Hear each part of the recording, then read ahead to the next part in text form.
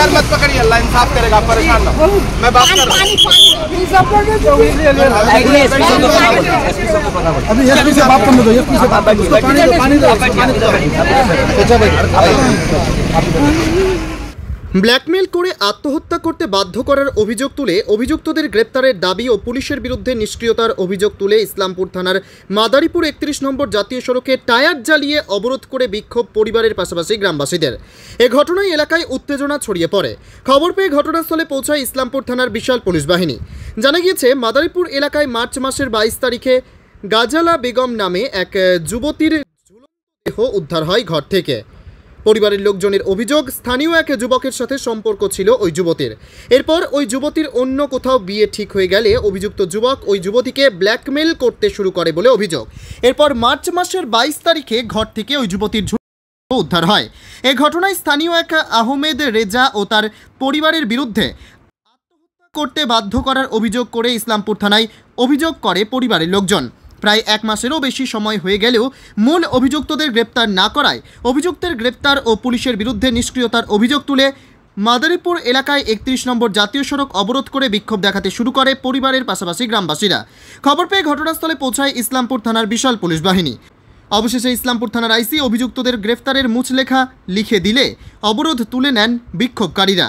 সেই অবরোধে আটকে পড়েন কংগ্রেসের রাজ্যসভা সাংসদ ইমরান প্রতাপ গিরি। তিনিও পরিবারের পাশে দাঁড়িয়ে সঠিক বিচারের দাবি তোলেন।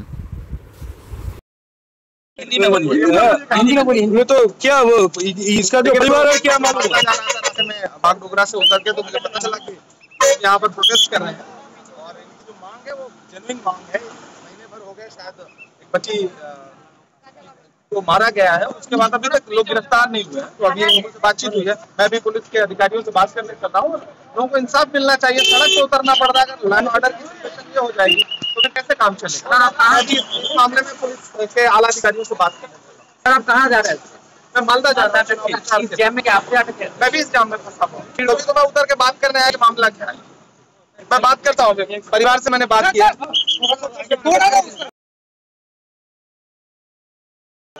एक महीना हो गया, ऊपर से जो अपराधी है वो खुलेआम घूम रहा है। मैं एसपी से अभी बात कर रहा हूँ।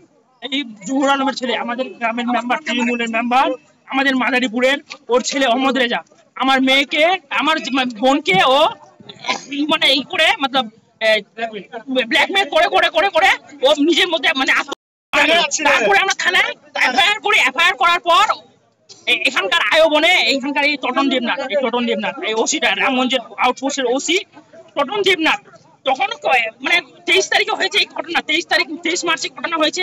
40 দিন হয়ে গেল, এখনো পর্যন্ত কিছুই করেনি। আমাদের দেখলে ও পালাই যায়।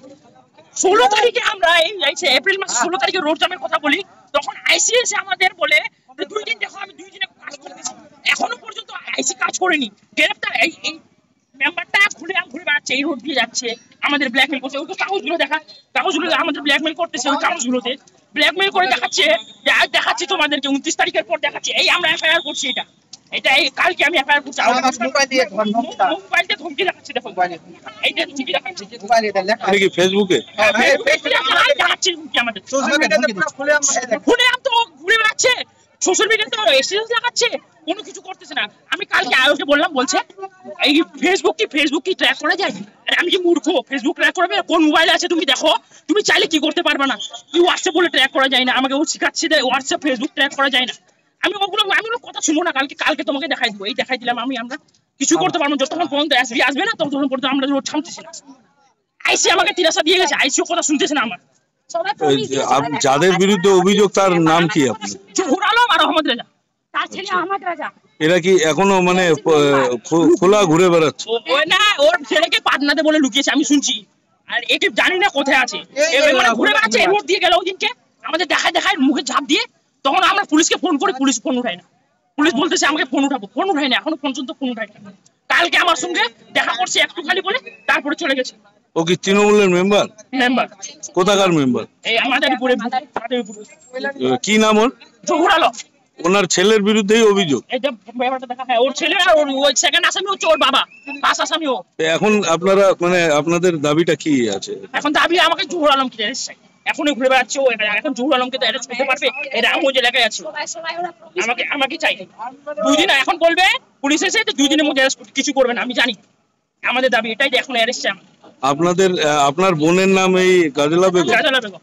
তো এর মৃত্যুটা কিভাবে হয়েছে? ও চাপ দিয়ে মোবাইলে আমার সব রেকর্ড আছে, আমি সিরিজ করে দিয়েছি মোবাইলটা আর কাছে, ওটা সব আছে রেকর্ড গুলো আমারও কাছে আছে, আমি ট্রেস করে রাখলে দিতে পারবো আপনাকে। আমাকে ফটো আছে লাস্ট করে দিই। এটা মানে কবে হয়েছিল ঘটনা? 23 মার্চ রাত্রিবেলায়, 22 মার্চ রাত্রিবেলায় শুরু হয়েছিল, 23 মার্চে এর বিজয় ঘোষণা হয়েছিল, 23 মার্চে মাটি হয়েছিল। সন্দেশ খালি করে দিয়েছে, সন্দেশ খালি করে দিয়েছে, খালি ভয়ে বলতে পারছিলাম না আমরা। তো বললাম যে তাহলে কি সেই দিন থেকেই মানে কি এখনো পর্যন্ত গ্রেফতার করেন? পুলিশ তো ওর সঙ্গে কথা বলতেছে।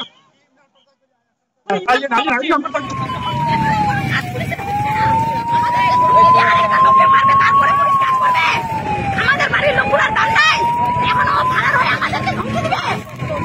আমাদের বাড়িতে 4জন লোক আছে, মা বাবা আমি আমার দিদি, আরে কাউকে মারবে তারপরে ওরা ছাড়বে, কাউকে মারলে তারপরে ওরা আরো পুলিশ তারপরে ওদেরকে গ্রেফতার করবে, নাহলে করবে না। ওরা চাচ্ছে যে আরো কেউ মরুক ওদের বাড়িতে, একজনকে মেরে ফারার আছে আবার ধমকি দিচ্ছে আমাদের বাড়িতে। কবে হলো?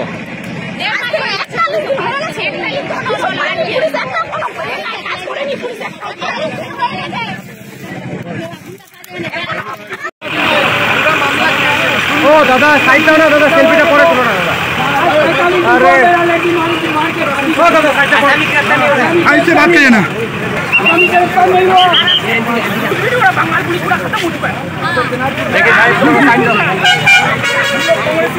দাদা পুরো সেলফিটা পরে নাও না, কাজটা তো করতে দাও, কাজটা তো করতে দাও।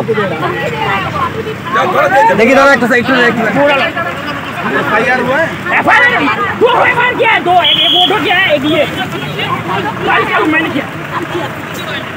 कुछ भी नहीं कर रहा है, कोई भी नहीं कर रहा है, पुलिस को घूम के साथ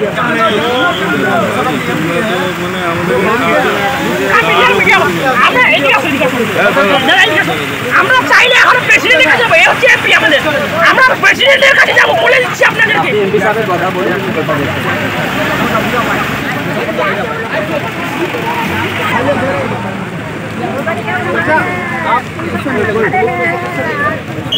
আমি